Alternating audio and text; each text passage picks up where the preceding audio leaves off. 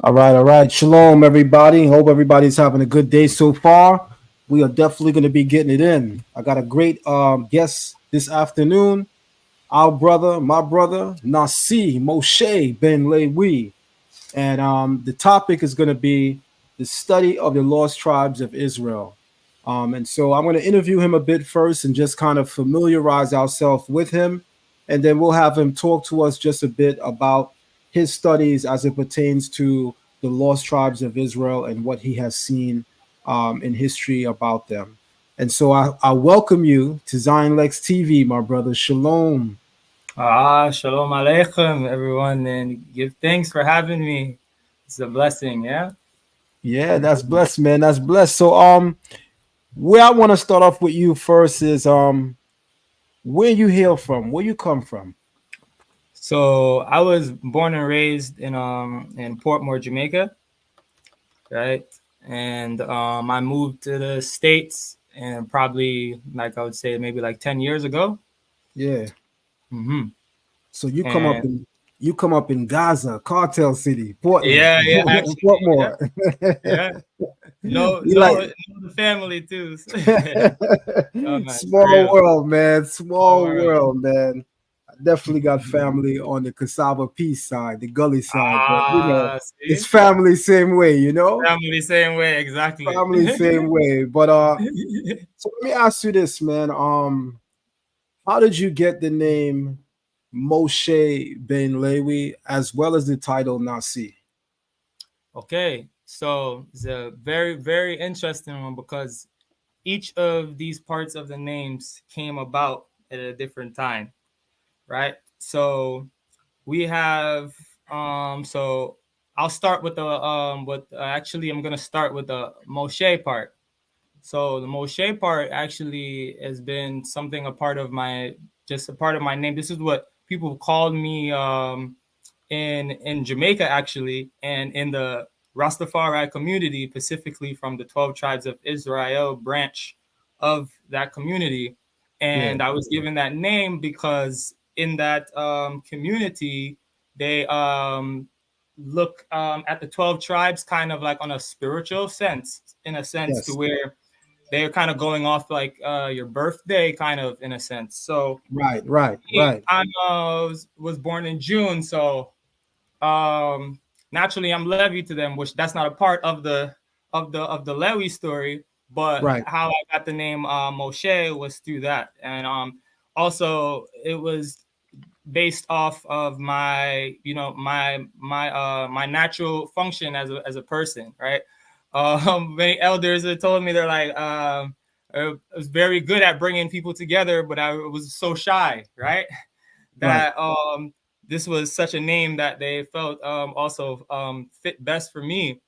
And then also being a person that wasn't necessarily raised knowing my actual lineage and my actual culture, up on finding that out, it was cut and clear. It was from 0 to 100. All So I right. received that name in that sense. In the Lewi aspect of the name, it's actually found the records of my great great grandfather and my great great grand uncle, which bear the name Levine, and also it was written down as Lewin. I've never yet seen something written like that with All W right. on this side. So I eventually adopted it as a way to kind of commemorate my ancestors and kind of break that generational curse. That's So nice. That's that's how nice, I came. And man. then Nasi now is actually my birth name is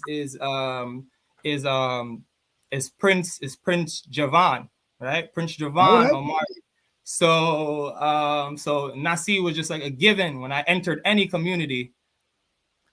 I was deemed as just Nasi anywhere I went. So that's kind of the aspect of how I got all how you could see all three of them lined out. So they all come from a different aspect of Yeah.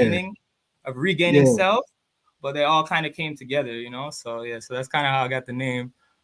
Mhm. Nice, man. I got a sister in yard in Jamaica named Zion Rock, right? She's a very close friend of mine. Ah, Me and her helped to form something called Maybach Jamaica a number of years ago, which was the Caribbean branch of Maybach Music Group.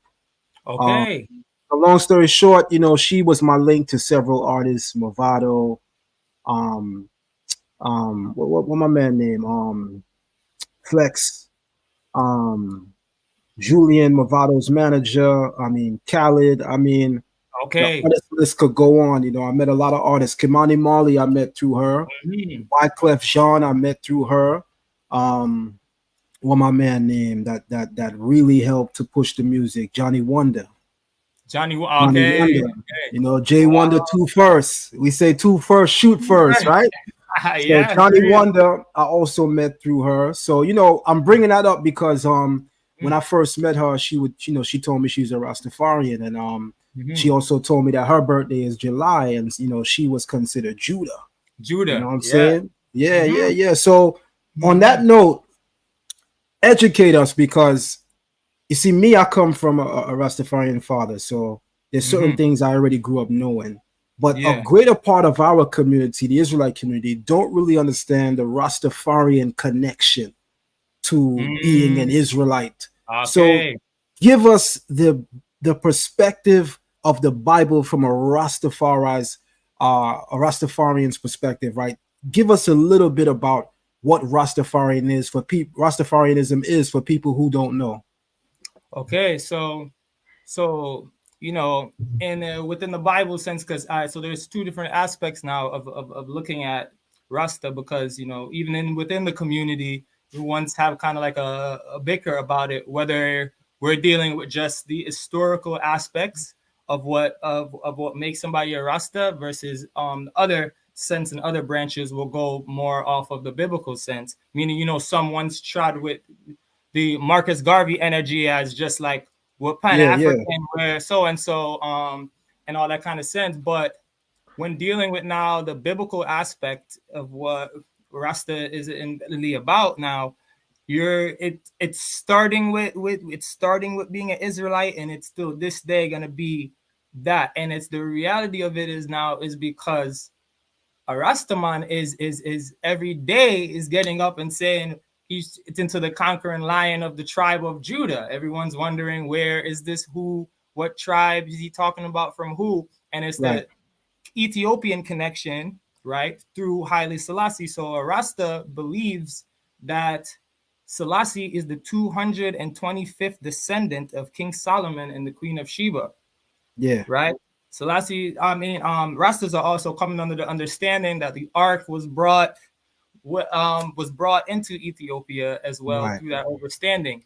So whether some Rastas view themselves spiritually or physically as an Israelite, they have that branch, because the ones that would say, Selassie is my father, so whatever Selassie is, one's them is, right? And at the same time, one's trotting with locks, and one's is asking, why, Rasta have locks, or they have locks because of this. Really, the Rastas are interpreting the Nazarite vow of what Yeah, it is to grow out the hair, the beard, and the locks, and they take it on a serious level. They're not, at least the real ones do, is that there's no wine, there's no this, not going near the dead. I know a lot of elders to this day, you're not catching them at nobody funeral. That's why they have songs like, nah, go right, on no right. funeral, nah, go on Nah. no burial. Yes, because they have, what I'm saying, they're keeping that strength. But a lot of people just look at it like, reggae music, ganja, these are some different kind of people, but missing out that aspect. So now when we're dealing with the branches now within Rasta now, that's where it gets interesting, because a Nyabingi Rasta looks at themselves more as a real Pan-African person that's trying to revitalize the African culture, from the sense of having the Nyabingi circle, the Nyabingi drum circle with the fire pit in the center. And one's them is chanting, and one's them is, burning their herbs and doing stuff, and one's them is chanting psalms over these rhythms and over these certain things. Now, when Right. you're looking at like a Baba Shanti, which a Baba Shanti were, but before that, actually, the Nyabingi now they trot with the locks openly. They don't That's usually right. wear anything on it. They have the locks out and they're shaking the locks like, yo, it's a way to rebel against society. Like, yo, you see me with dread. right? And so they kind of have that outerly rebellious appearance. When you're dealing with now the Baba Shanti are more dressed in a Levitical order. That's right. That's the priestly class. Priestly class, you know, they're like Melchizedek order, nothing Right. can cross it. So, you know, you got them wearing you know, a tunic or you know, something of that matter. They don't show their hair is tied up. Always. And always tied up. And then ones that are really strict is people normally look at Rasta like, okay, they're all bunning herb anywhere. But with Shanti, you're not bunning herb nowhere. The herb is fully a sacrament, and that's behind closed door. They don't even let their brethren see them doing it. That's you know, right. And how they set up what they call their tabernacle area, the tabernacle is interesting, because they have the men on one side, the woman on one side. They have what is called a fire key, right? That they keep, and the fire has to keep burning. It can't, someone has to be in charge of making sure that that fire continuously burns. And I want to stop you for a second, because right now you're talking about the Bobo Shanti class of Rastafarians. And visibly, that's the type of Rastafarian that you always see with a turban, even the women, turban, head wrap up, right? And a lot of people may or may not know, but that's where Capleton hailed from. He's a Bobo Shanti. That's why you don't see Capleton locks. It's always up. And in his music, you always hear him say, ever burning, ever blazing, keep the fire burning. Right? So what you're saying right now is just, you know, making me think that all these years, that's exactly what Capleton is referring to, man. But forward, keep going, man. I'm enjoying and physically. It just burning everlasting fire. Because my cousin actually is Sizzler Kalunji, right? On my father's mom's side, man. Small my father's world. mom's side, that's my cousin, and stuff. And he's Bobo Shanti, so I was raised seeing him around, you know, kind of just, you know what I'm saying, always turbaned up, always keeping a certain like a thing. He's with like you're not catching him loose, you know what I'm saying, on that type of time. And it's very interesting. So like within that order, they have this kind of thing, and to me, you know, like I said, they're keeping more of like a Levitical order according to them, because even now the woman now, right, when they're dealing with a woman with them, the women have to be separated from the men when they're in their cycle. They have a separate housing for them, right? And the men, instead of the woman cooking or doing that, the men cook. And not only the husbands of those women, the people in that village that are actually just a part of the community, they're also cooking food for other people's wives, and they're making sure they're as comfortable as possible while they're going through their. I gotta stop you for a moment, because you're saying a lot, and some of what you're saying might go over somebody's head. So we gotta focus for a second. Man. I hope everybody just heard him say clearly that this particular class of Rastafarians, known as Bobo Shanti, what they do is that when their women are on a cycle, they're in a completely different living quarter. They're not in the same place. That's biblical. And so when we speak as like when people on the Black American side looking at Rastafarians, like you said, everybody just think of a Rasta man as somebody that just blaze up the chalice, you know, smoke ganja, smoke weed, and you know, might wear a khaki suit outfit and always saying fire to Babylon. But it goes much deeper than that, right? It goes much deeper than that. It's a culture. It's a way of life, and one in which in many ways reflects the Levitical order that we can see in the Bible. And where a lot of people may differ is how Rastafarians view Ethiopia and how they view Emperor Haile Selassie. And so that may be the line that's drawn of the major difference. But apart from that, many Rastafarians live truly biblical lives.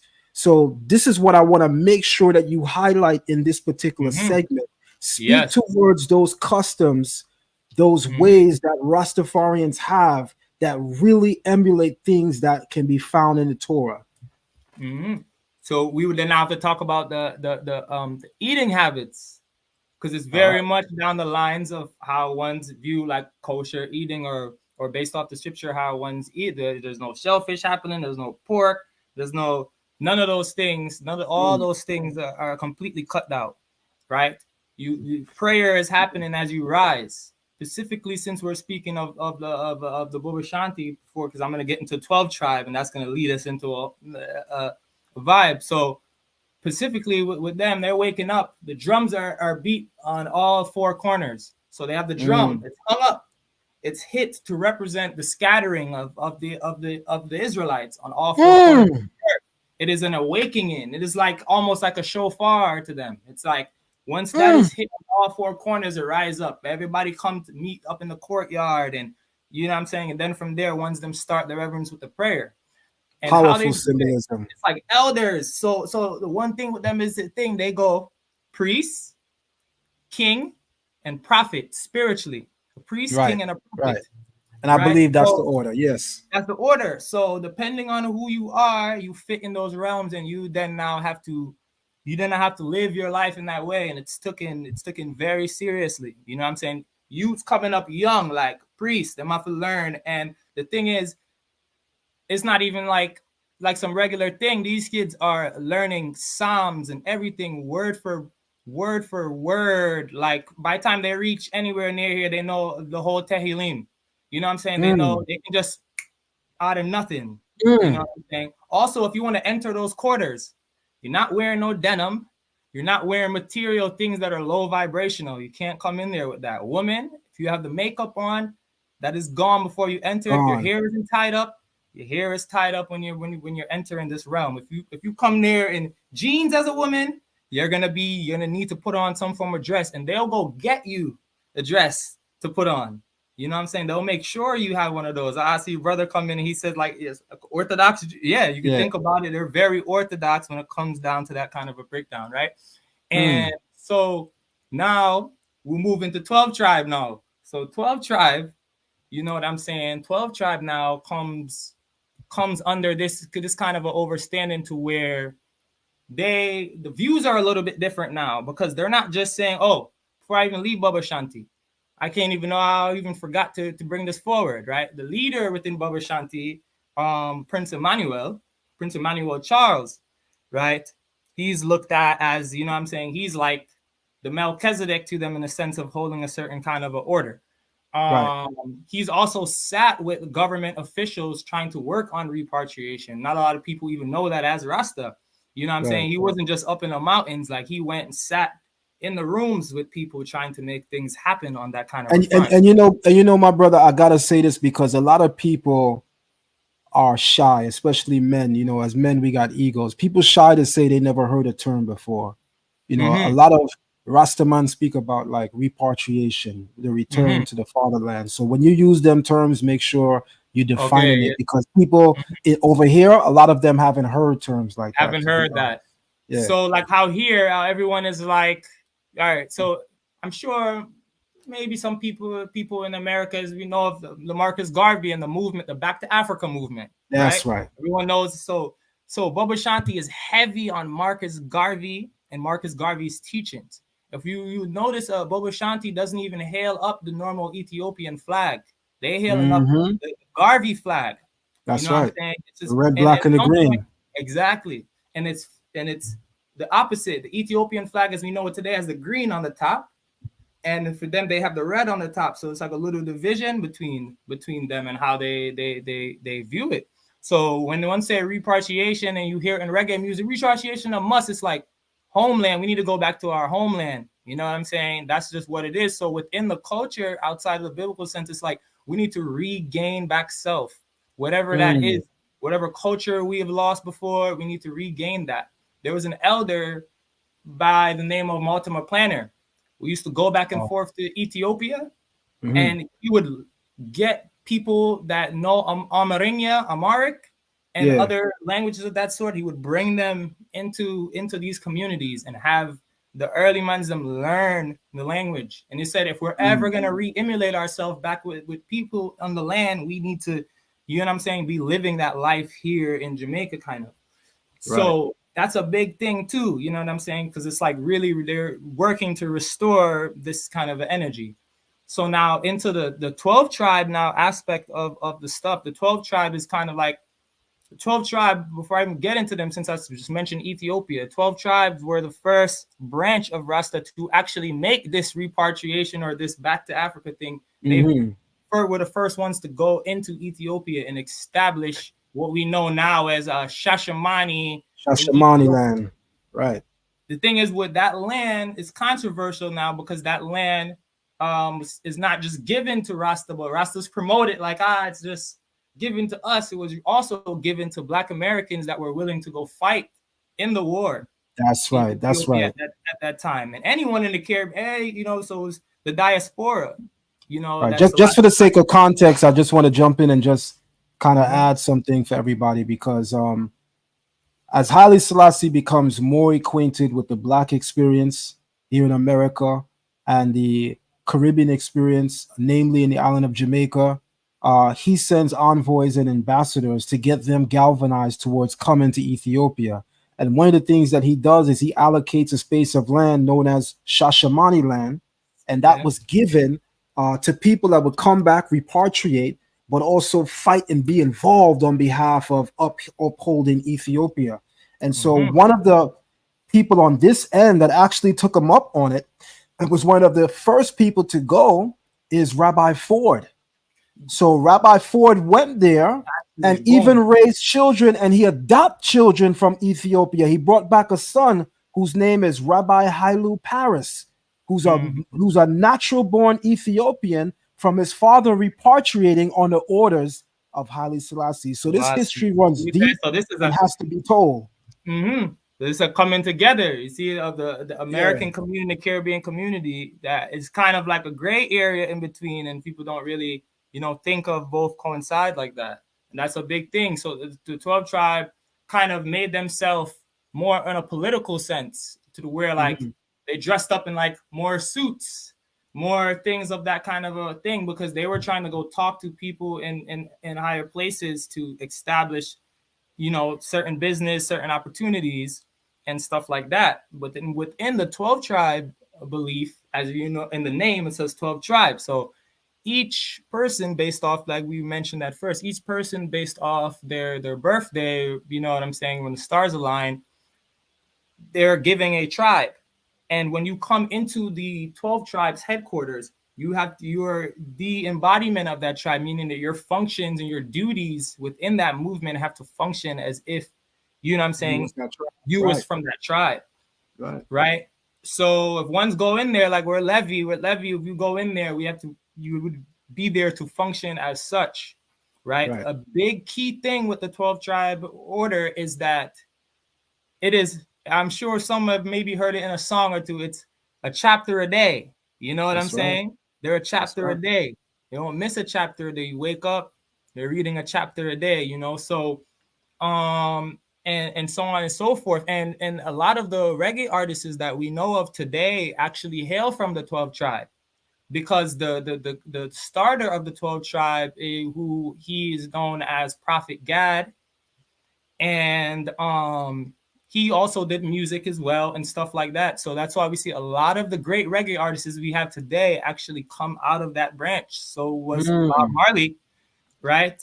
Dennis Brown, you know what I'm saying? Even the new heads today that maybe some people watching would know, Chronics and the Proteges and the, you know what I'm saying? And those kind of people within the movement all hail from that, out of that grouping.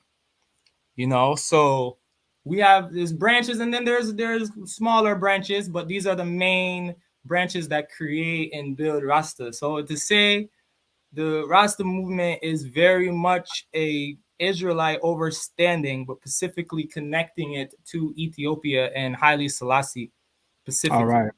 All right. And I could respect that, because again, I came up around it. So, as I've said a couple of times on my live stream, the very first time I heard the name Judah wasn't from somebody reading the Bible. That was the name of my father's best friend, who was also a Rastafarian, here in Flatbush, New York, Vanderveer to be specific. And so, coming up in this area and seeing how Rastafarians moved, that was the first time I heard of the 12 tribes of Israel. Not really connecting it all together, but at least I was hearing it, right? So, later on, a couple of years later, when my friends Akiva ben Yehuda, Benahu ben Yehuda, and Kemuel ben Yehuda, all sons of a great Israelite leader here in New York City, known as Crown Prince Zerishaddai ben Yehuda, when they would later on introduce me to the Israelite faith and exactly what that was, I wasn't altogether ignorant because of the Rastafarian environment I had already been, a part of in some sense.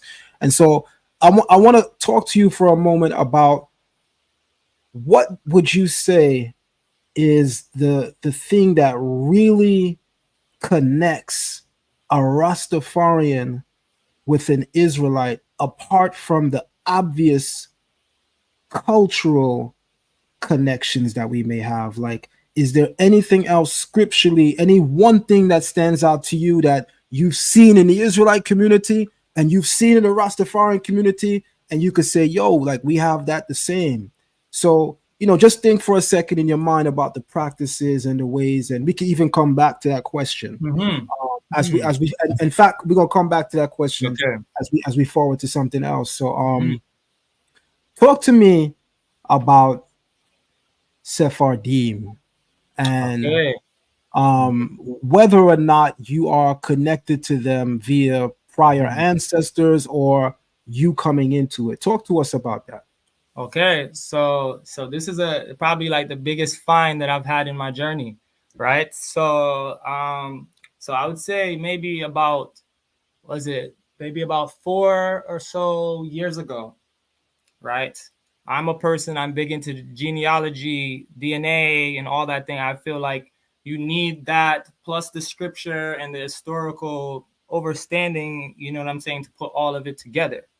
So although prior to that, I've already viewed myself as an Israelite, um, this was prior to my son being born, and I then kind of already knew of my mom's lineage and stuff like that. And I'm just walking around like, yo, I'm gonna have a son, like, you know what I'm saying? Like, who is he? Like, who am I? You know what I'm saying? What am I passing on?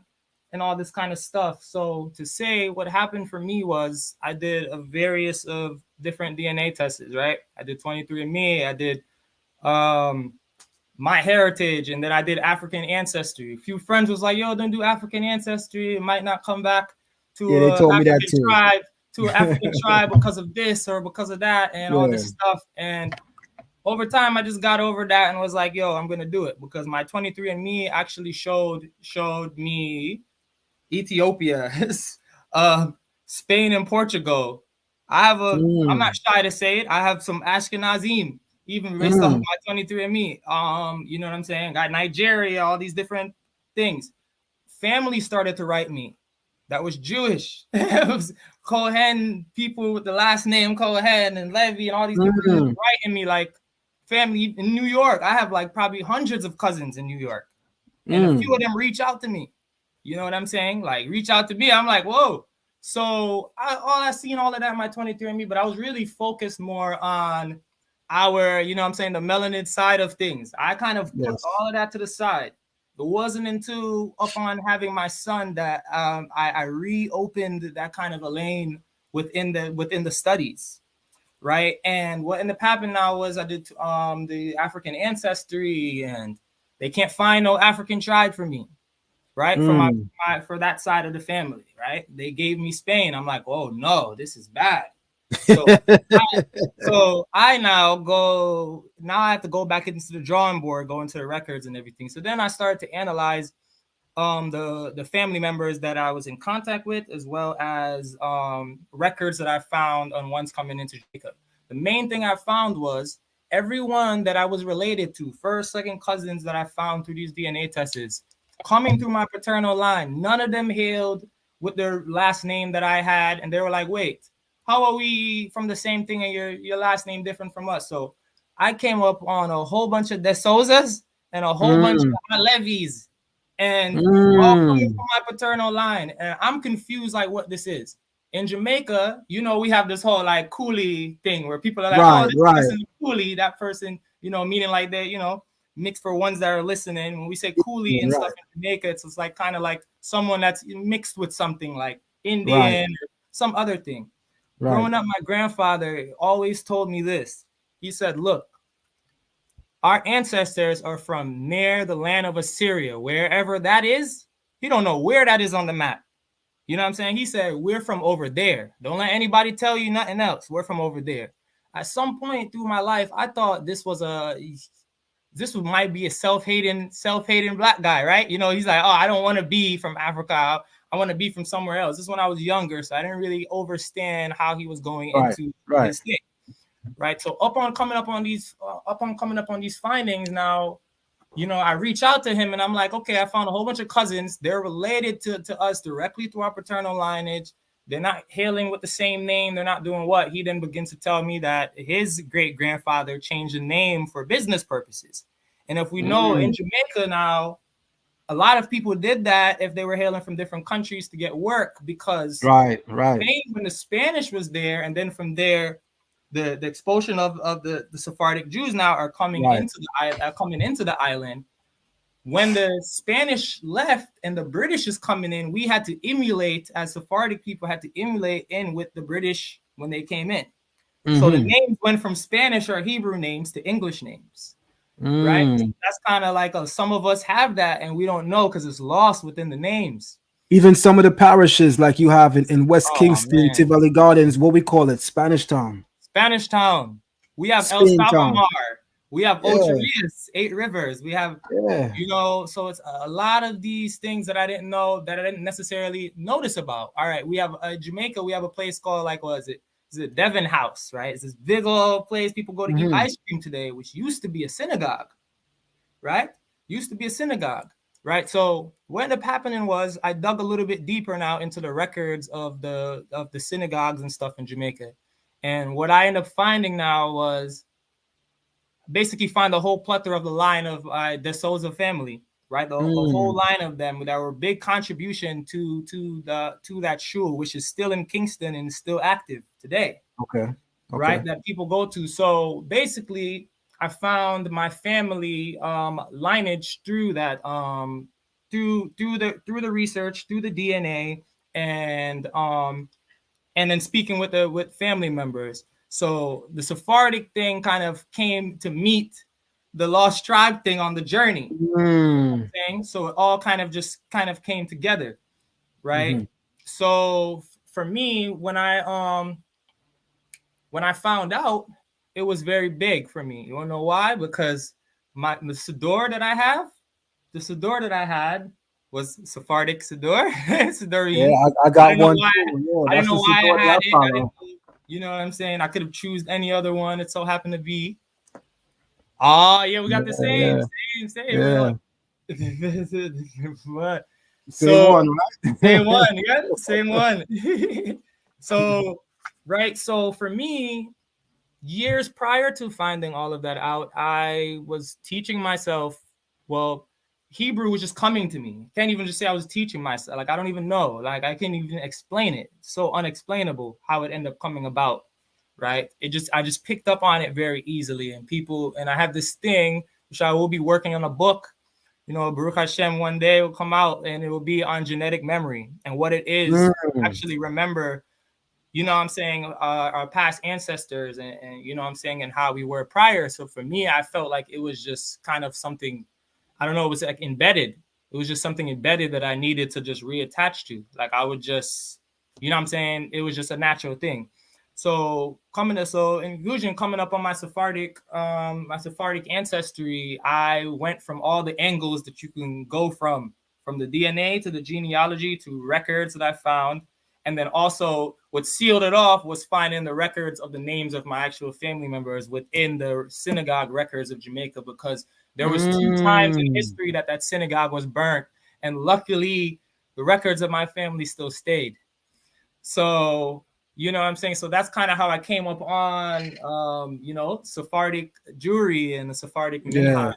Yeah. That's important, man. That's important. A lot of people, when they think of the island of Jamaica, the last thing they're thinking of is a synagogue. The last thing they're thinking is of a Sephardic presence and people that's, you know, speaking Hebrew and practicing the culture in the island of Jamaica. That's the last thing people are thinking about. Man. It's the last thing. And to know that there are Black people that have foundational DNA roots in that as well. Yeah. is a very important link to be able to speak towards, man. So I Yeah. definitely appreciate you sharing that with And us. to add to that too, Yeah. the Jamaica till this day has the oldest cemetery, Jewish cemetery or Israelite cemetery, whatever we want to call it, in the Western Hemisphere. Wow. There's Repeat no that again for the people in the cheap seat. Jamaica has the oldest Jewish or Israelite cemeteries in the Western Hemisphere. We have cemeteries where it's all the gravestones are written in Hebrew. Hold on, because we just got real hot in here. We're We gonna got take a quick commercial break. Everybody need to throw up the video, share the yeah. live stream, because when we come back, this brother going in. Caribbean Kitchen, Foods offer 7 unique blends of premium, low-sodium Jamaican seasoning that will add a burst of flavor to your dishes. Our authentic, all-natural Jamaican seasonings are a game changer when it comes to adding a burst of flavor to your dishes. Our products are kosher, all-natural, contains ingredients that are gluten-free and GMO-free. Our seasonings are handcrafted with the highest quality ingredients. We source our ingredients from the Caribbean to capture the authentic taste of the islands. Unleash your creativity in the kitchen and savor the taste of the Caribbean with our spice blends. All right, the man say liquid means rewind, the gunshot means forward. You requested it, so we rewind. Bring it back. Oh, you mean, man? Yo, so to back to what I was saying, yo, there's approximately 14 different cemeteries around Jamaica.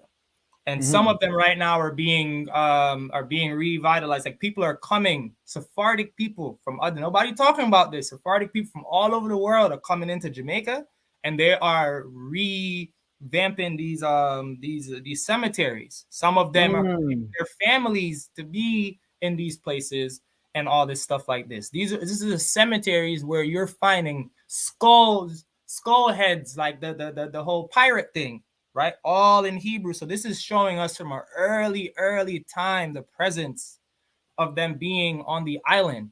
Another key thing is too, Jamaica right now, I guess some people said there might be one in Panama, but to speak on the Caribbean, Jamaica has the only Sephardic synagogue that has sand on the ground till this day, where the whole synagogue floor is sand. And that's because of when we were living where we were living, we weren't able to practice, right? This was coming from Spain, Portugal, other parts of these places where ones couldn't necessarily practice openly. And if you know about the Sephardic Jewry, is that we're saying everything out loud. That's right. Every prayer is said out loud. Everything is uttered, you know what I'm saying, openly.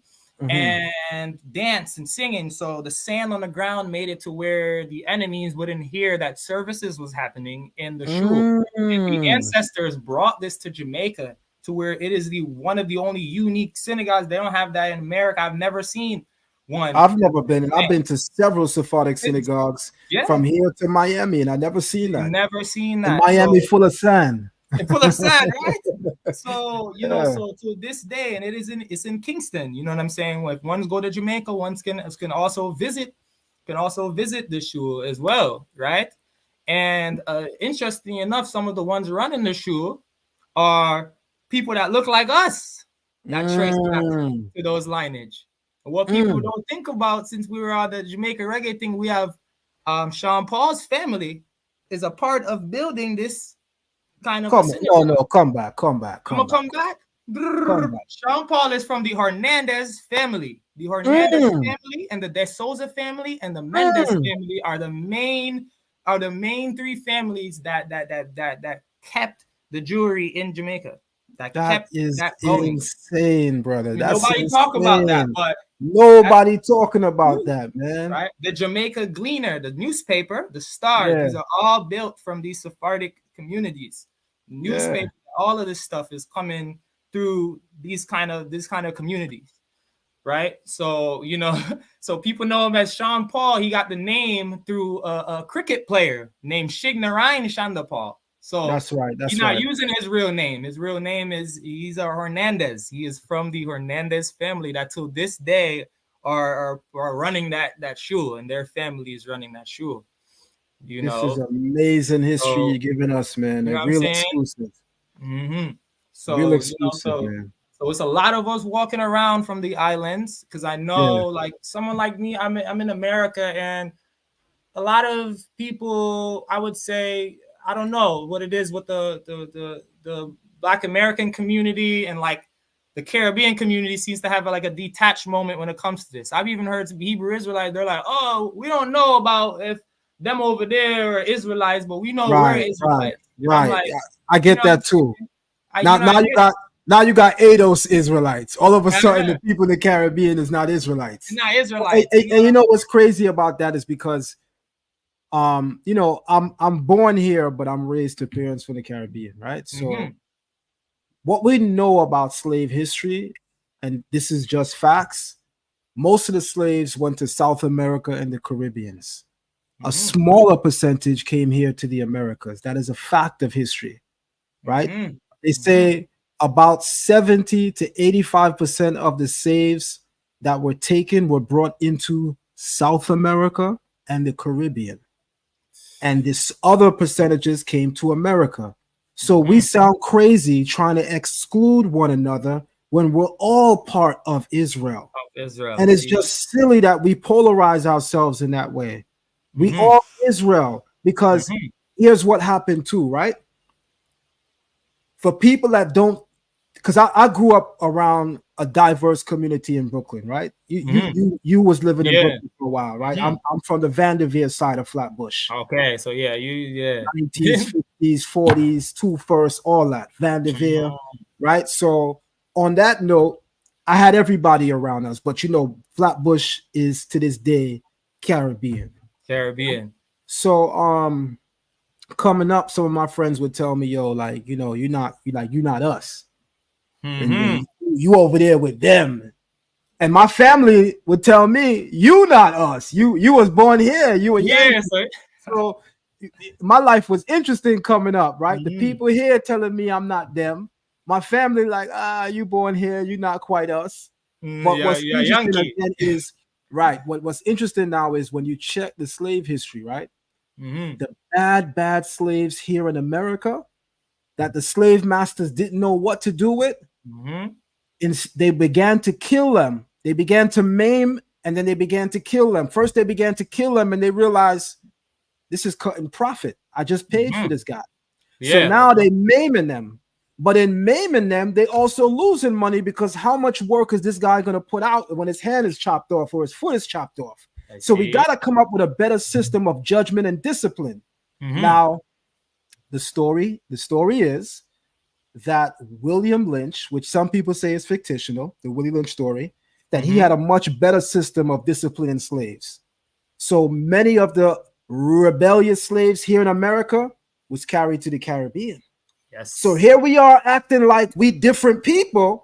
You don't know how many rebellious ancestors you had here in America that was brought to all parts of the Caribbean. That's why we look and sound crazy when we try to divide ourselves and say, no, you are island person and I'm over here. That whole ADOS thing is crazy once you know the history.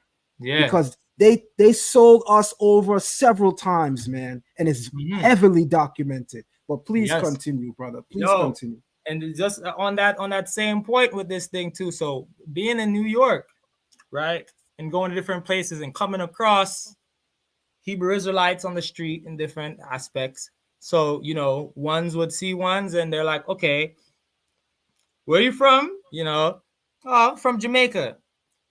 One's throw me in a Benjamin, right? It's graft you into, you know what I'm saying? You know, the chart thing. One's graft you into these different groups, right?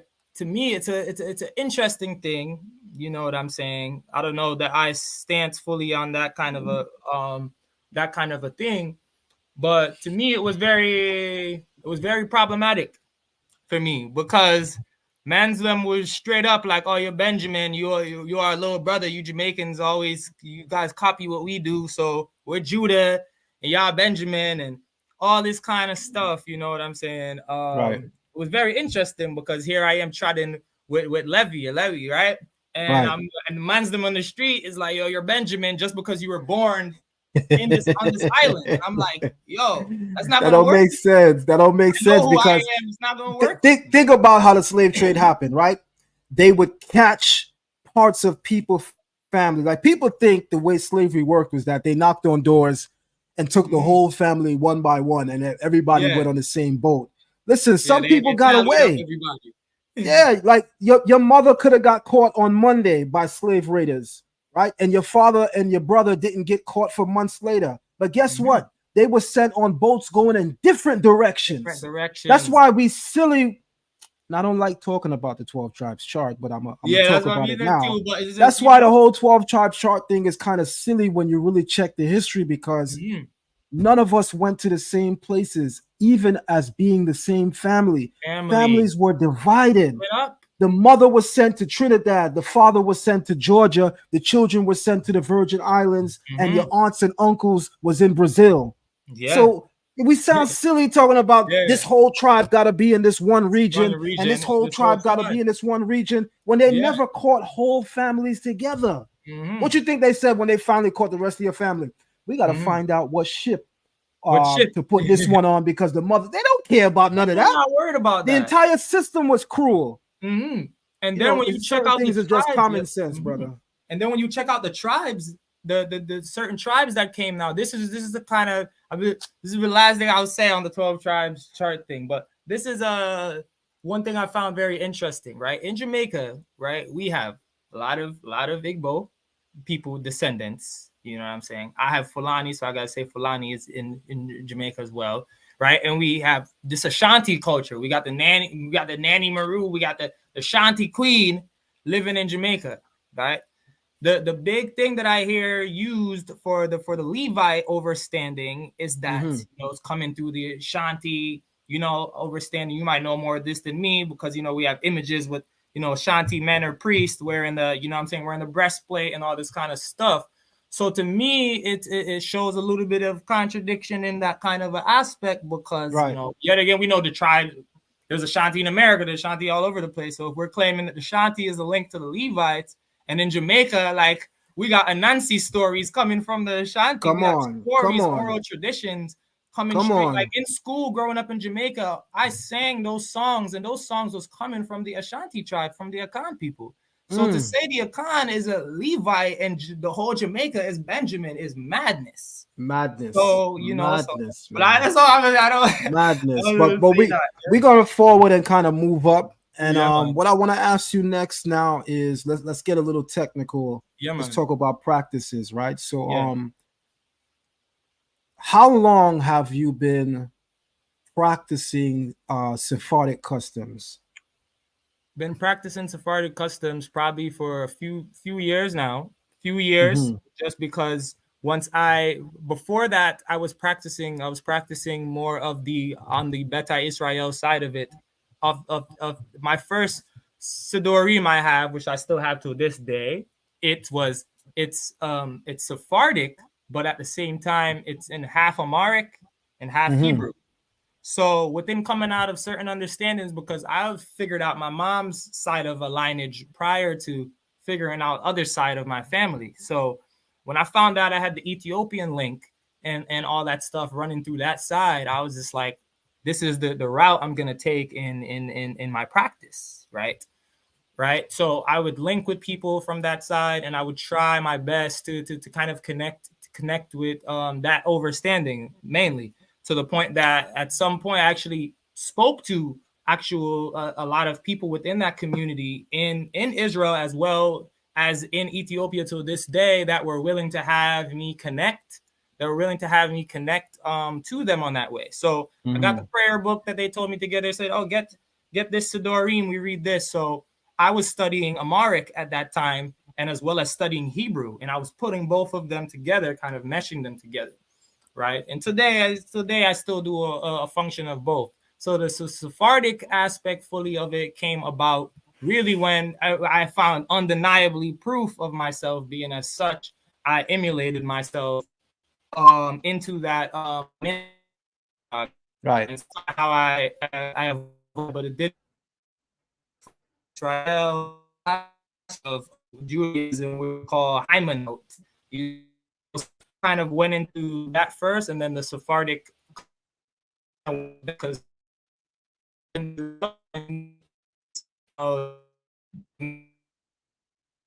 you're getting some trouble with your feed. Fix up your feed. You might have to. All right, it seemed like it's fine now. fine now. You're fine now. Yeah, you're good now. Okay. Yeah. So the Ethiopian community at this moment have a half to half minhag, where it's like their customs mixed with Sephardic kind of customs. So to me, it kind of felt natural within doing that kind of a transition, right? Because to this day they still keep that overstanding, right? So that's kind of how, with open-handedly, with no apology, I was like, I could take up the Sephardic customs, because here goes my Beta Israel, people that I'm in connection with. This is, if they can't find a shul that's an Ethiopian shul, they're going to the Sephardic shul. Do you know what I'm saying? Or the Mizrahi, you know what I'm saying, overstanding of things. Right. But as we know, there's different aspects of Sephardic Jewry, but you know. Yeah. When Orthodox Jews, and when I say Jews, I include Israelites, when Orthodox Jews begin their day, we begin our day with tefillah, with prayer. As such, if we're going into tefillah, we're also going into the wearing and the donning of tefillin. You know, when the Israelite community hears of tefillin, many of them like to think that it's Jewish and it has no connection to us. So I just want to share my screen really quick to kind of burst through that myth once and for all. What we're looking at here on our screen, and this dates from 50 AD. This is tefillin that was found, the parchments that were found, that date back to 50 AD. And it contains the same parchments that you find inside the head tefillin and the arm tefillin. So just as the arm tefillin, you see the one long scroll with the 4 different passages, and with the head tefillin, you see 4 different compartments with the 4 different passages. They found the exact same thing. Even towards talking about, and I'll reshare my screen to show this, even towards talking about the shape and form of the tefillin, right? You see the same thing. The 4 parchments. This is all from the area of the Dead Sea Scrolls. This is serious. This is heavy. Because we acting like this is Jewish. You hear Israelites saying, I'm not doing that. That's Jewish. I'm not putting that on my head. We didn't do that. We didn't do that. This is in 50 AD. Ain't no Jewish people around. But clearly our ancestors were wearing it. Clearly our ancestors were wearing it. So I just want to jump really quick and ask you to bless us with the honor, because I reached out to you and asked you earlier to do something special for our community. A lot of people haven't seen the wrapping of tefillin, and a lot of people have never seen the wrapping of tefillin from our people. Could you do us the honor of wrapping your tefillin live on this live stream and going into any bracha that you would like to? The floor is yours, my brother. Okay. All right. In the meantime, I'm going to ask everybody to really thumb up the video and support this live stream. The brother's going to give us a live demonstration of how it looks to actually wrap your tefillin. This is powerful. You don't get to see this. This is from our community. This is from our people. And this is something that our ancestors did. We got to support live streams like this, guys. Thumb up the video and share the live stream. This is heavy, man. Come on. We lit.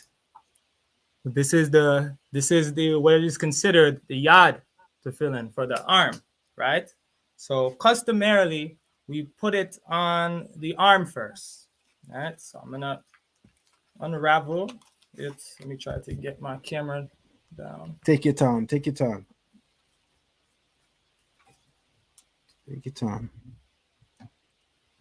We got a couple of treats for you guys on this live stream, man. In the meantime, I'll ask everybody, thumb up the video and share the live stream. I'll also say, guys, it takes your support in the form of donations to make things like this possible. Donate, show your support. You could donate live on the live stream so that everybody could see by pinning a comment with your donation. You can donate via Cash App at $ Zion Lexx or at PayPal ZionLexx@gmail.com. But by all means, we should all be supporting as much as we can. There's no support that's too little. There's no support that's too great. It's completely on you. Floor is yours, Aki. Okay. So talk to us as you're placing it on your arm. Talk to us about. And I'll be able to do it as a demonstration versus doing it in silence. Because once you go into the first wrap, it's you're usually silent to go through it, to focus on what you're doing, right? It's depending on the minhag, right? So what let's do is we aim this directly to the heart if we can, right? We aim this directly to the heart if we can. And in the Sephardic minhag, we are spelling out Shaddai from on the top. In Ashkenazim minhag, the Shaddai is usually on the lower part of the hand, the shin, right? So we start here. Since I did earlier, a bracha is usually done at this moment, but since I did it earlier, we go for one. Come around, right? You see, we're formulating the shin. From here, we're formulating in 7. We're going around 7 times around the arm here. Come on, bring us home. Bring us home. Teach. Right? Let's go. Okay. So what we do is the excess we leave here, because before we fully complete the lower aspect of the arm, right? We have to put the rosh on. In the Sephardic minhag, we do not do an extra bracha for the rosh because we have already in meditation of both of them when doing it from here. That's right. Okay? So now this is the rosh, right? And the rosh, everyone, for those that may not know Hebrew, that's the head. Yes, that's the head to fill in, right? The crown, as we say. Mm-hmm. So if one's is wearing something on their head and they can't go around it, we'll take it off first, right? This is the only part that's usually you stand for within the minhag that I uphold, but just for these purposes on here, just so everyone can actually see me, right? So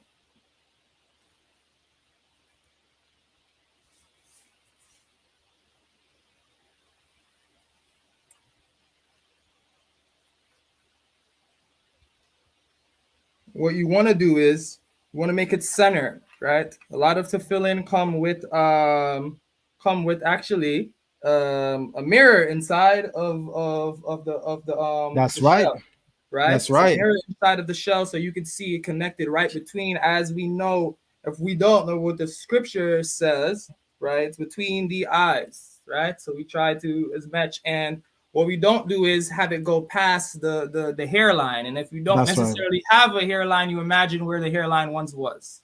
There you go. There you go. And if I could add this, it's become so sophisticated today. There's apps. So there are apps online through either Android or through iPhone that if you place your phone here, it would actually find and locate where you're supposed to put it. But please do continue. Exactly. Yeah. So now this is when now you can complete the arm, right? The hand. So like I said, in Sephardic custom, since we have already made the shin here, we don't keep that. There's also a shin on the head to fill in, right? There's also a shin that's there behind the strap at the back of the head strap. It is formulating that dalit, right? It's formulating that dalit, and down on the inside of the arm right here is also formulating a yud, right? So you know, so in the minhag that I keep, we're going around the middle finger 3 times, right? Okay. Some start at the bottom, the top. I usually go to the top of my finger first, around. Then I go to the bottom, and then I make my way back to the center, right? Excellent. That's right. Coming That's around right. here, okay? Some keep it just one time around and just keep it going. I go twice around. So from the near the wrist to at where the knuckles are, and then from there, one just wrap as much as you can, right? And kind of tuck it in, the excess that you have that is left. Right. Usually around this point, one to recite the Shema, right? One to recite the Shema, right? And where it is giving us this commandment, right? To do as such, right? So Shema Yisrael Adonai Eloheinu Adonai Echad ואוהב אותו את אדוני אלוהיך בכל לבבך ובכל נפשך ובכל מאודך והיו הדברים האלה שאנוכי מסבך היום אל לבבך ושננתם לבונך ודבותו בום בשבתך בביתך ובלכתך בדרך ושבך וחמך ושותם לאות על ידך והיו לטוטפות בין עיניך וטפתם על מזוזות ביתך ובשעריך. Hallelujah. Yeah. So at this point, one's depending if you're doing this in the morning, you would be going through your morning prayers, your morning shakrit. Also, what maybe one's not know, I know in some customs, they just wrap in the morning and they leave it as such. But what I come from the understanding is that the tefillin isn't just used for you to pray in the morning time. You can technically wear your tefillin through study and operate throughout your day. You don't go past the night because it's basically it's talking about the day. So the day go throughout, you can pretty much go throughout the day in studies and different aspects. Some might hear that, parts of my Hebrew pronunciation is actually, I uphold more of the Yemenite customs of how one's pronounced the Hebrew. Interestingly enough, in the Yemenite tradition, some of them actually tie the tefillin on the right side of the hand. And they tie it on the right side of the hand. Some of them say because it's kind of like war to them if they needed to go out into battle or any violence appeared at that moment. They had it on the right hand for that purpose. And stuff versus, you see it on the left hand. So if a person is left-handed, you would put it on the weaker hand. That's right. Depending on one's minhag. So yeah, so one could see.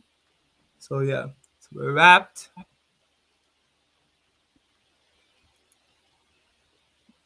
This is so powerful because I could tell you that from our community, we don't have this online.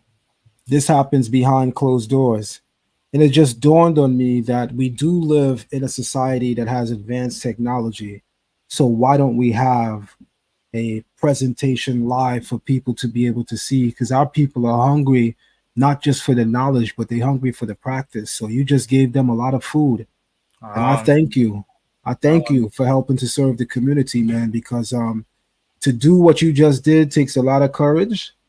Because, for us, people who are deeply entranced in our faith towards Hashem, we take this very seriously.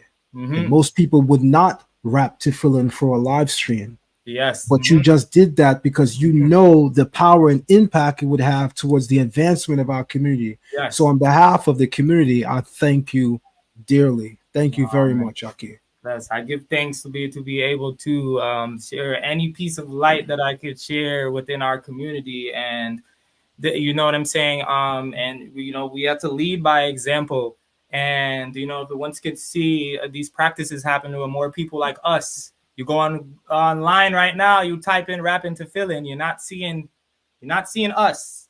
You That's know what I'm right. saying? You're not seeing us. You're not seeing our overstanding of how it is, and you know what I'm saying. And it is a big thing because early out in my run-ins, I didn't view the tefillin as it's a European Jew thing. I just knew that these are the only guys you see doing it. These are the only That's guys you right. see wearing it in those fashions, and it's been big because a few weeks ago, a week ago, when I wore it and I posted it, I was very surprised by some of the people that actually like wrote me and commented based on the thing. I had some people there's people behind the closed doors that really want to get their hands on a pair to fill in. And whether it is financially or whether some people have also told me that they try to get to fill in from these various organizations, and ones are like, oh, you're not a Jew or you're not Jewish, we can't sell this to you and all kind of things. So upon one's actually getting out of that pride and saying I'm aware to fill in, and they're no longer thinking about it being this European Jew thing, right? They're like, yeah, this is for me, and then they finally go to purchase it, and the person they're purchasing it from is like, no, you're not a Yehudi. Like we can't give this to you. You know what I'm saying? In that kind of a sense. And I just feel like it's more of us in the community should be rapping to feeling it as our great teacher right here just showed us, right? This has been out from before that the Jewish aspect of Jewry. So if we are saying that we are from the actual ancient biblical Israelites, then this indeed is something that we should be doing. That's a fact. Right? That's a This should be fact. a part of our day-to-day livity. This That's should be right. a part of that. Yeah. That's right. Let's talk about now the symbolism behind tefillin, and I'll start the conversation off Mhm. by just talking about some of the meanings behind its symbolism and maybe even the allegory. Mhm. Um, the Creator says in the book of Devarim, in the book of Deuteronomy 6, verses 4 through 9, he literally says, "You shall bind them on your hands." Right? The Hebrew root word is kashar with a kof, and that literally means to tie it around your hand. So again, the very language that's being used in Ivrit in Hebrew is extremely descriptive because it's actually telling you how you're supposed to wear it. It should be something that is being tied around one's hand. We say, and you shall bind it upon your hand, and you should that they may be as frontlets between your eyes. And some Mhm. people think, oh, that means I could just wear a Hebrew bracelet with some like maybe the Shema around it, and I fulfilled Mhm. it. No, Seen a few. you need to actually do those windings on your hand in the way in which it is said. Mhm. Now, when we talk about the hand to fill in and the wrapping of it 7 times, there's also some Kabbalistic implications, Yes, go into it. right? Because we talk about the 7 Sefirot from Chesed to Malchut, and how each one reflects a different day of the week, and how each one reflects a different mechanism or way in which the will of the Creator is filtered down in this world in order to make, shape, mold, and allow things to happen in the way that they do. And so the number 7 is not haphazard, coincidental. It is deeply meaningful. It represents the 7 Sefirot from Chesed to Malchut. I mean, we could go very deep in that lane, but I'm aware of the audience, so Mhm. we're not going to go too deep. But you Mhm. understand, and Yes, many who are listening can also understand. And to him who has an ear, let him hear. Ah, Um, when we talk about the hand, your hand represents your work, your action, right? So when we bind our arm with the hand tefillin, with the words of the Shema inside of it, what we are literally saying is that we are duty bound every day, are in servitude towards the Most High, that everything that we do in this world will always be towards His glory.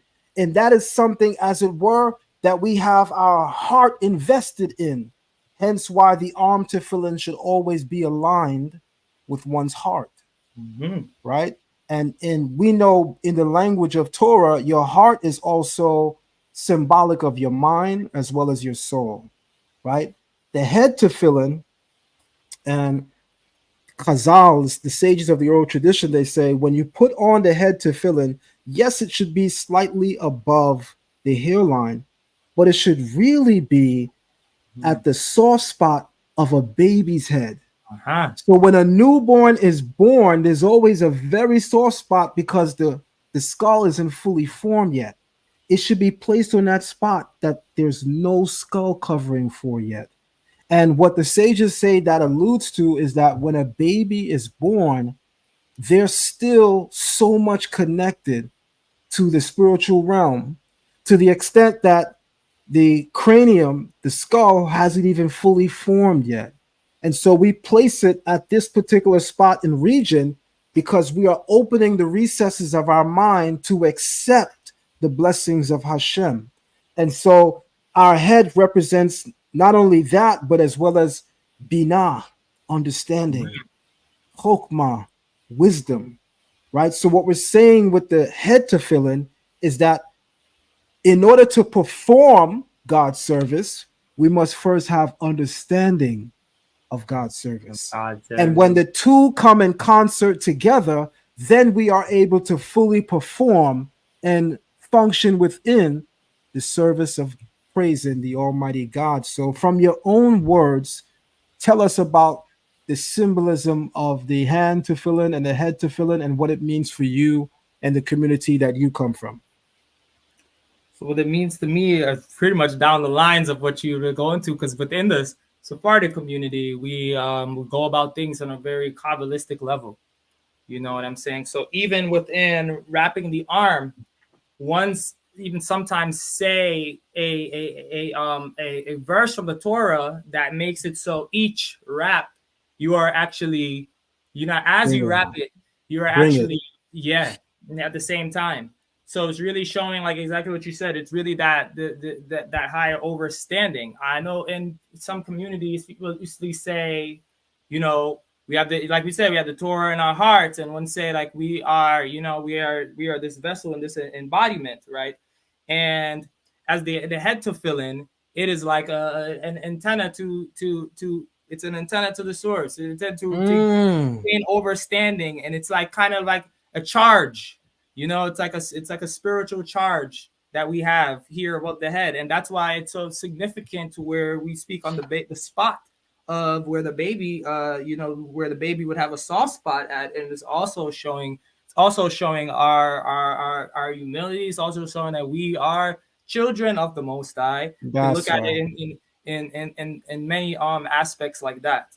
You know what I'm saying? So it's worn there, and you know, in other communities they have they speak on the pineal gland or the third eye. You know, I've had one I've spoke to me in that level, and it is to represent that. So for people that might be watching that know of those other understandings, I'm saying it is that significant. This is an antenna. When I put this on, I don't even know how to explain it, but when I put this on, you know what I'm saying? You feel like you're ready to you feel like you're ready to gain the most. And the thing is, we are servants of the Most High. One say we're moving as the army. So one say this is our armor.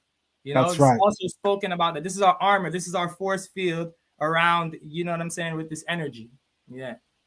That's powerful. You know, in the Gemara, popularly known as the Talmud, it's also said that Hashem dons and wears tefillin, except that inside his tefillin, in our tefillin, we have exaltation and praises towards the Creator that highlight our devotion towards our service and our understanding of Him. And the Gemara says that Hashem Himself also wears tefillin, and within His tefillin is His unending love for the children of Israel and His desire to ever be connected to us. And that's a very powerful thing. I remember the first time reading that in the Gemara and then going through various passages that connect to that in the Torah. That did a lot for me. In fact, that's one of the things that I'm going to be teaching on this week at our academy, Learn Torah Hebrew Academy, which is the symbolism of tefillin and what it's symbolic of as per what the oral tradition has to say.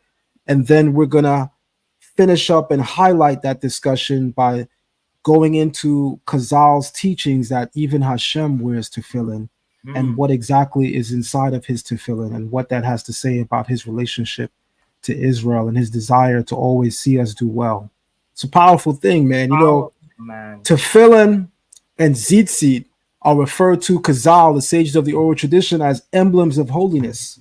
These are physical representations of our holiness before God and man.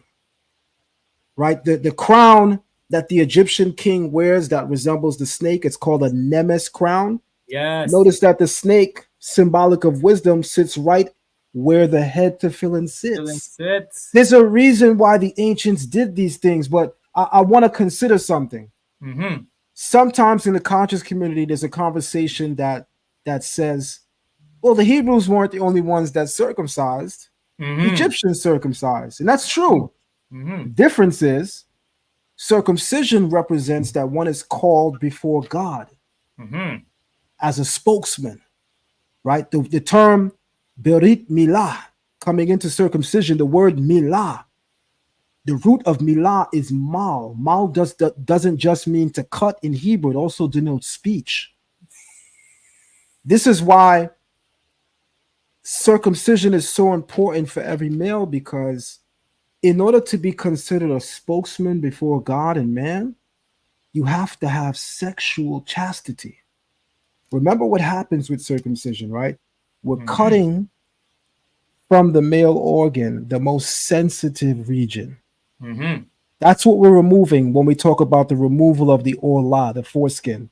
The foreskin enhances the sexual feelings, yeah. Right? And so we're removing the orla, which enhances it, because what we're saying is, if a man is to come before the people and represent the Creator, the one thing that he should have is sexual chastity. Because think about it. When a man is wise and well-spoken, he renders everyone around him vulnerable, especially women.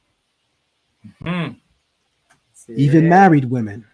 Yes. Single women like a man that is well-spoken. Married women like a man that's well-spoken too. So when you're a man that's well-spoken, you represent the Almighty in speech and in action, hopefully. Yes. You render everybody that comes into your space extremely vulnerable now because of your words. They'll trust you. We all know when somebody comes down from a podium after saying something powerful and wise, we say, that brother's deep. Or you'll hear everybody say, damn, that brother's knowledgeable. Yeah. But here's what I want to say. We don't know if he's knowledgeable. He sounds deep, and he might be deep, but we don't know if he's knowledgeable. The word da'at denotes the confluence between wisdom and understanding. And the confluence between wisdom and understanding represents the synergy that happens and occurs when those two come together, right? So da'at, or knowledge, always represents two things working as one, in concert, one with the other. So a person's knowledge is supposed to represent what they know and what they do, working in concert, one with the other. Even the English word knowledge literally means to act upon what one knows. The first part, know, represents the acquisition of information. Ledge is an old German word which means to act upon.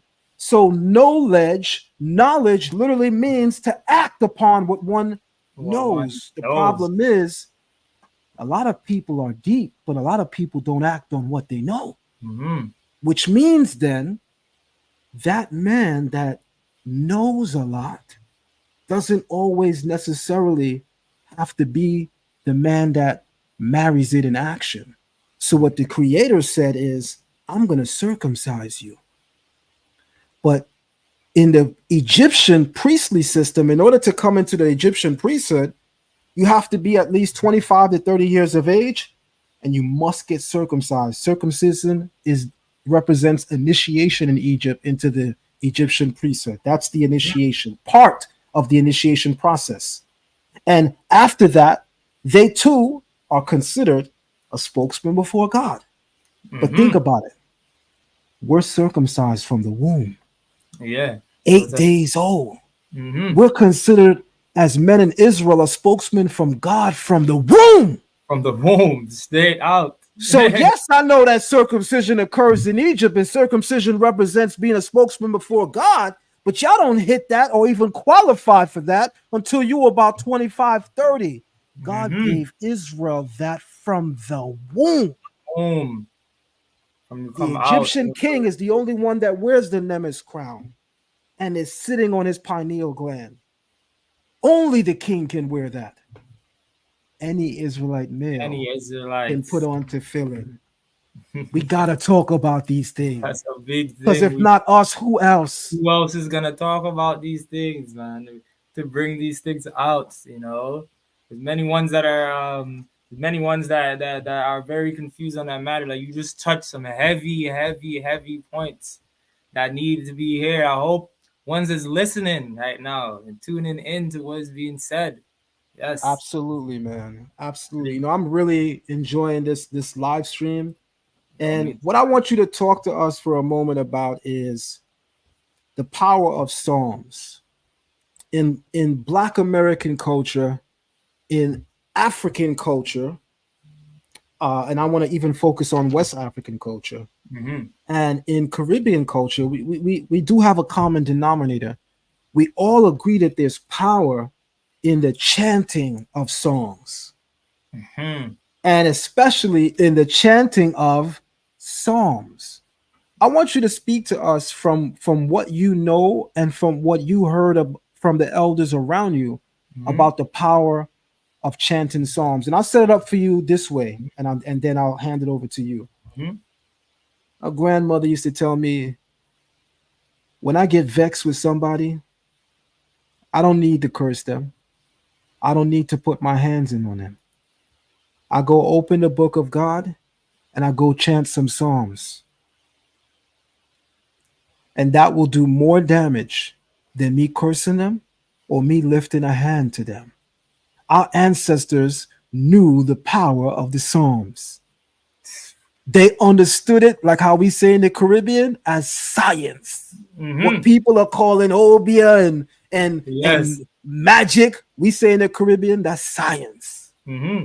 Talk to us about the science of the Psalms. So yes, I have a similar thing like that within my family, where it's like with anything is the Psalms was used for pretty much anything that once could come about. And you know, in those traditions, like if you know about like the what they call it, the revivalist movements, and where drums, where ones had drums and they were chanting and doing psalms.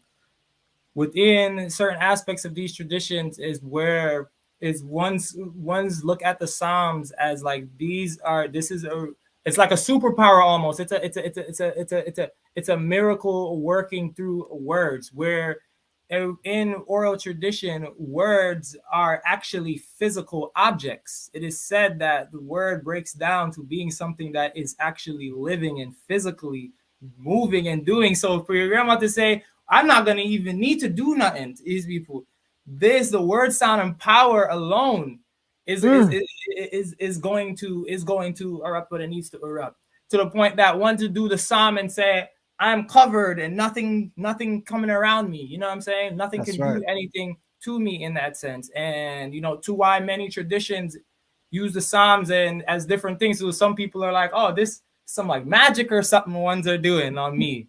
You know, Right. like even at when ones were on the plantations, especially in Jamaica, to speak of that, the slave masters would get so overwhelmed with the chanting and the stuff that would happen there. It was kind of like they were putting everyone in this kind of a spiritual energy that you can't That's even, right. you can't leave, you can't move, you're just That's there, right. you're still in it. You know what I'm saying? So our ancestors really, really valued chanting, really looked at the word to become sound and power. This is all vibration. This is vibrational energy, all coming from the Most High. When in traditions, in oral traditions, we have to where it's that the whole Torah itself is one song, right? That's The right. Torah itself is one song from the end to the end. You know That's what I'm saying? right. It's not different songs. It is a one complete One. song. It's a oneness, right? It's a had. You know, it's one complete thing, you know. So that's what I would say on it. That's powerful, man. That's powerful. You know, on the topic of songs, you know, you're an artist and you're a musician. Talk to us about some of the music that you do, and tell us what type of music do you enjoy making. Okay, so music that I do and I've been doing since I was younger. So I do different forms of what you would say reggae music, but not just reggae music, specifically roots reggae music, which is a little bit different because roots reggae music has to do with, here we're talking about songs and psalms, has to do with a lot of chanting of the psalms and a lot of bringing out historical and spiritual biblical overstandings within the music. To why I keep bringing up word, sound, and power. Within these culture of reggae, it is all about word, sound, and power and what it can invoke it. The early elders that did this kind of a music, whenever asked in an interview or any time anyone ever spoke to them on anything furthermore, they would say, why? What drives you out to do this music? And ones would say, we're following in the footsteps of David and Asaph, right? And that was also a big key to me. So to even what we were talking about earlier from these communities coming up until now, is that the within the reggae music and the stuff I do, it is used for more chanting and meditation purposes, right?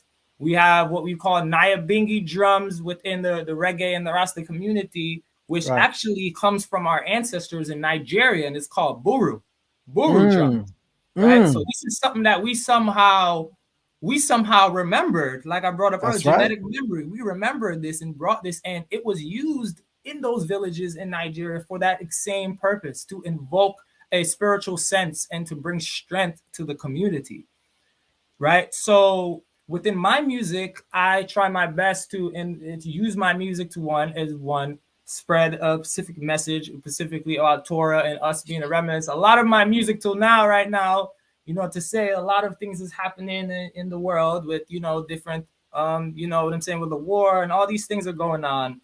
And my music touches so much of the Israelite mentality that some people are not even booking me right now because the music is so much of Bene Israel that they're like, we don't even want that here because that's going to be controversial to anything happen. So that gave me more strength to know, you know what I'm saying, the call of my music and how it brings out. So outside of reggae, I also in the works of doing I have music within R&B and with other stuff like that. And what I'm formulating is I'm gonna combine our diaspora of the Caribbean music within the Sahel music, right, in Africa, the Sahelian blues music, which actually formulated a lot of our music over here that we don't speak about. Our very ancestors prior to the banjo, we created these specific instruments, which the one of them is called the jelly goni, right? The jelly goni. This was either someone from the priestly clan or someone from clans that specifically focus on keeping the oral traditions and the history of the people. And they would go around with these instruments and go play in different villages to actually teach the people their history. And if something happened, something happened throughout history, or something even happened a week or two ago, there's already the song being made on it, and people would come into this village, people would come into these villages and basically teach the people and bring everybody together through these kind of songs and messages. Ironically, you know what I'm saying, we see that carried on over where we're at, to where the music, the message is in the music, right? So they would come and play. I actually have one of those instruments, because it is the grandfather of the guitar, of the banjo, of all. I was going to ask you, you know, because you spoke about the drums earlier. You even spoke about drums used among Rastafarians. Sometimes you hear music, the kete drum. Yeah. Right? These are things we read about in the Torah, right? We hear about Miriam picking up her drums, right? The book of Psalms, Psalms 150 to be exact, speaks about the players of instruments and the stringed instruments and the drums. So singers, talk to us also about what type of instruments you play. Talk to us also about some of the instruments. Okay, so I do play. I have a kete. I do play kete. I also play the calabash, right? Explain for us, because again, I'm familiar with the roots, but when some people hear kete, they're not connecting. They're like, what is that? Yeah, okay. Yeah. And it might get confusing, because in Ghana, there's a drum called kete, but it's not the same as we use for kete today. So within the form of playing that kind of music, there's 3 different drums that go into that way, right? One of them is the bass, is like looks like a bass drum, and it sits on something. And this drum is in Jamaica, at least, we're calling this drum the Pope Smasher, meaning that when this is played, it is smashing oppression, right? Through sound, right? Because of the heavy vibration that it has around it. And then the other drum that is used is called a funde. This drum is basically a drum that keeps the rhythm. It is the foundation of, they call it the foundation rhythm, which keeps everything balanced. And now when we're dealing with the kete is the drum that talks. The kete is the drum that's speaking to the people through the language of the drum now, right? Meaning that the person that's eligible to play that kete is someone that is learned, not just in instruments, but learned within the knowledge, you know, to play such a thing, right? So it is so other than the drums now, I play guitar. I can play some keyboard and some bass and stuff like that. So in all, I play drums and string instruments, right? And my main instrument is my voice. That's powerful. You know, not to put you on the spot, man, but this is Zion Lexx TV, man. And I'm gonna ask, if you don't mind, man, I'm gonna ask for exclusive. Would you mind giving us a little show, a little display of what you can do with your guitar? Oh yeah. I'll be unwrap. So we'll just take your time. We're gonna have a commercial break. When we come back, we're gonna hear from our brother. I'm gonna ask that everybody please thumb up the video and share the live stream. We've had some amazing live streams lately, but I'm gonna say this has been my favorite so far yet. I'm thoroughly enjoying this live stream that we're on right now, and we'll have a word from our sponsors, and we'll be right back. Caribbean kitchen food, with the spices and from jerky curry, give your dishes a chance. Oh, seasoning so vibrant, like the tropical breeze. Oh, for the finest flavors, it's a culinary tease. Oh, savor the sunshine in every single bite. Caribbean kitchen food, more flavors are just right. With every pinch and sprinkle, the journey will begin to the islands of delight. Oh, oh, oh, oh. The way to whoever wrote those Hebrew writings was smarter than anybody we have ever met in our life. Why you say that? Because when I'm studying the writing, and they have what's called they have idioms. They have idioms, family. They have metaphors. They have epithets. Epithets is like, say, El is the God. So you'd have El Elyon. El Elyon would be probably, no, that's not a good example. But just different names of that same God would be an epithet of that God. They have epithets. They have idioms. Who does that if you're not intelligent? I know that, but I'm just saying they had some sort of numerology in there. When you see Zion going into the whole gematria stuff, that's later on, but they did have some sort of gematria in numeric, alphanumeric thing going. I'm saying this to everybody who is in Kemet.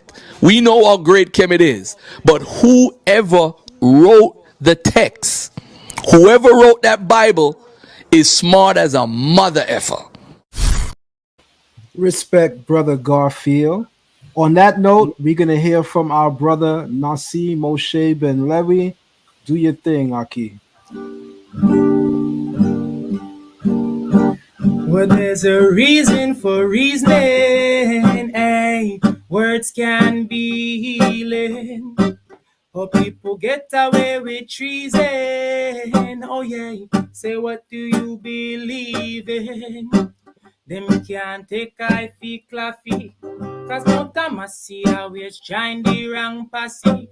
Cause in a scheme I be a shatty. Especially when I'm man thief and another one catty. Hey, I say but some of them batty. Cause them no one the fetch just the meat from the patty. Them a eat Elizabeth and bone out till I see but a fireman place behind them, oh dread, oh yeah. Well, there's a reason for reasoning, eh? Words can be healing, eh? Oh, people get away with treason, oh yeah. Say what do you believe in? Say Waka was a Waka, a machine gun carrier. Him never fear to keep back and fight your shot. Some of you them rather not. Waka just a Waka in the night, so him just dressing a black, so them can see him not the light, but in a street fight. When you look, you see him outside, cause him no build on the ends, him just a drive out in a Benz. Him say, good boy a yard. When you see them, nah no friends. Well, there's a reason for reasoning, eh? Words can be healing, eh? Oh, people change like the season, oh yeah. Say what do you believe in, eh? They stole all my history, eh? And now it's a mystery. It's not what it seems to be, it's beyond the eyes can see. They stole all our history, and now it's a mystery. It's not what it seems to be, it's beyond the eyes can see. I know, hey, no way, yeah. I said, I know, no way they'll lead me straight. Yeah, lead the way. Say Mount Zion, the highest place, the holy tabernacle of faith. Say none shall erase. The Israelites them shall partake to walk through the awakening gates. Edom never make I pass through. When ya come in, put a curse on you. No way. I said I know. No way. No way they'll lead me straight. I'll lead the way. Oh, yeah. Yeah. You don't want to know without the guitar. Era. Say, rise from your slumber. You're more than just a number.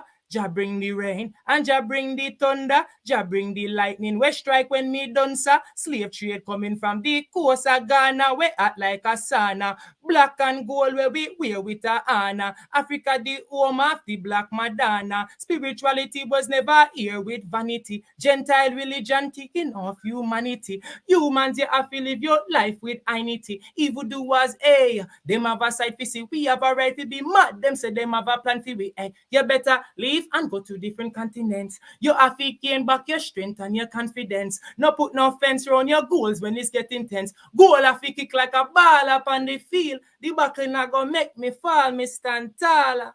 Say goal a kick like a ball up on the field. The buckle not gonna make me fall, me stand taller.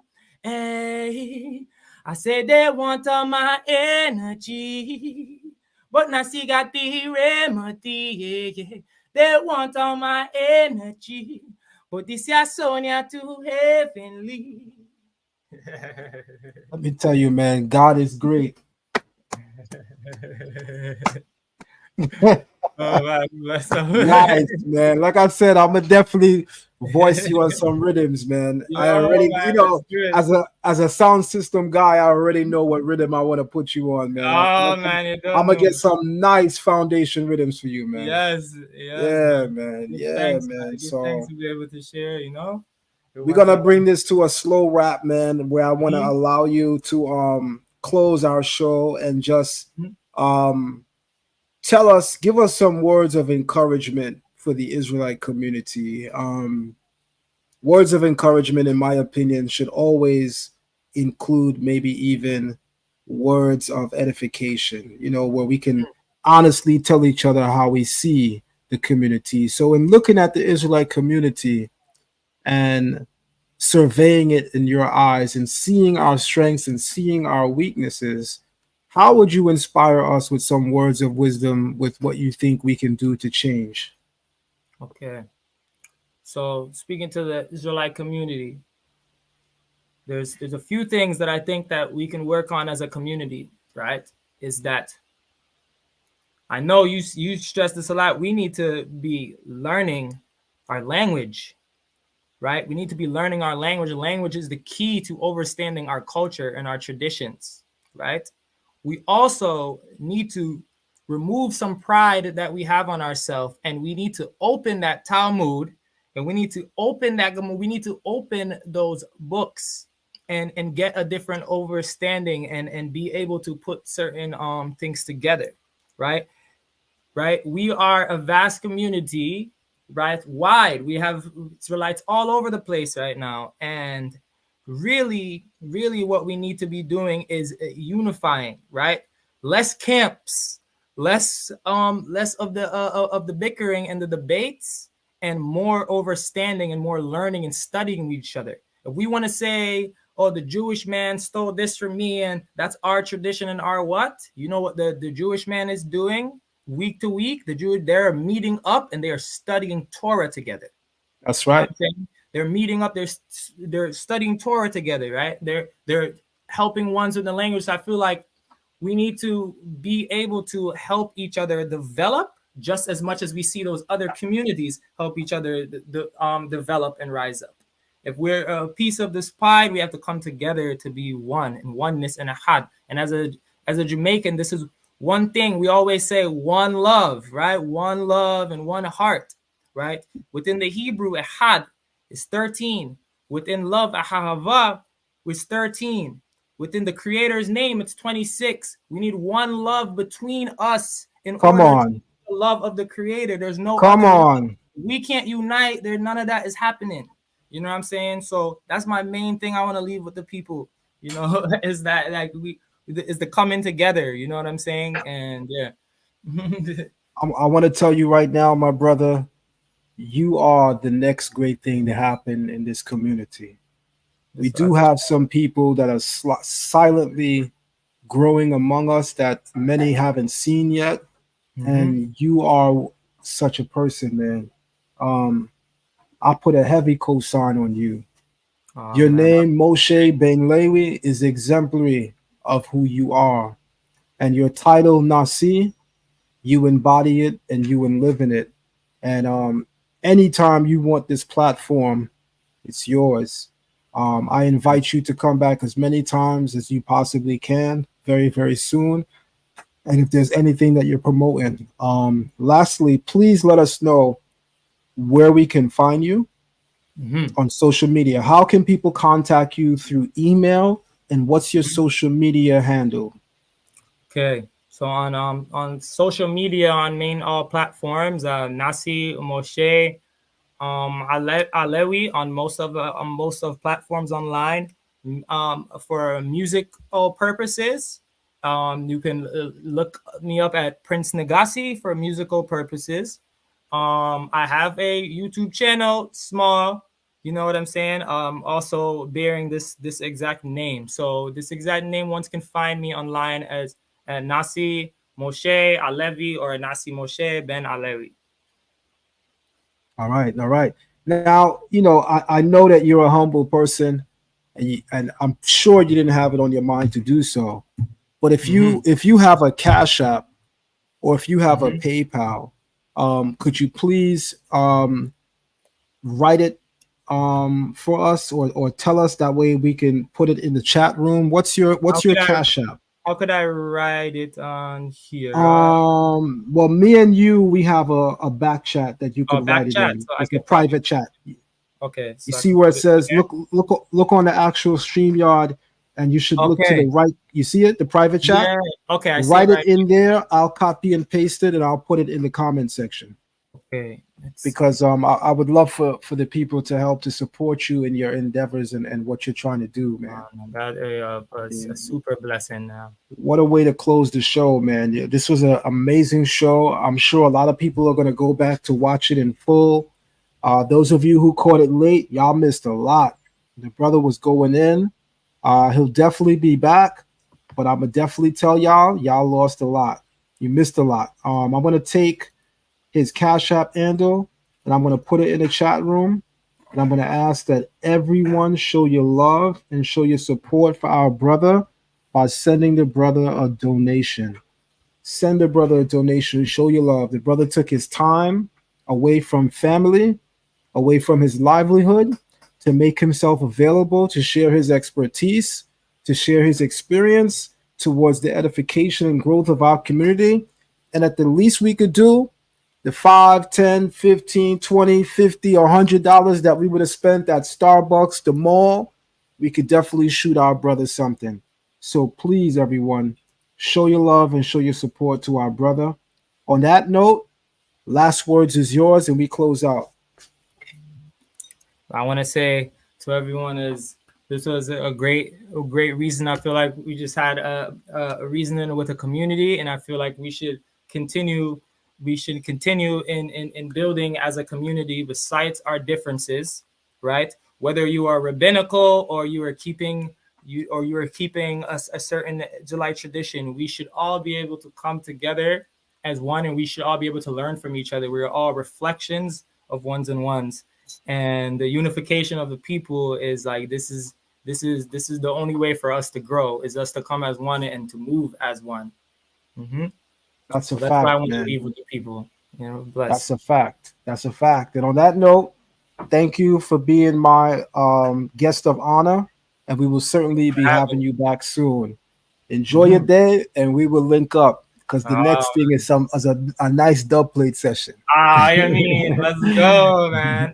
All right. Take care. All right, brother. Oh, man. Blessing love. All right. Love. Thanks for having me.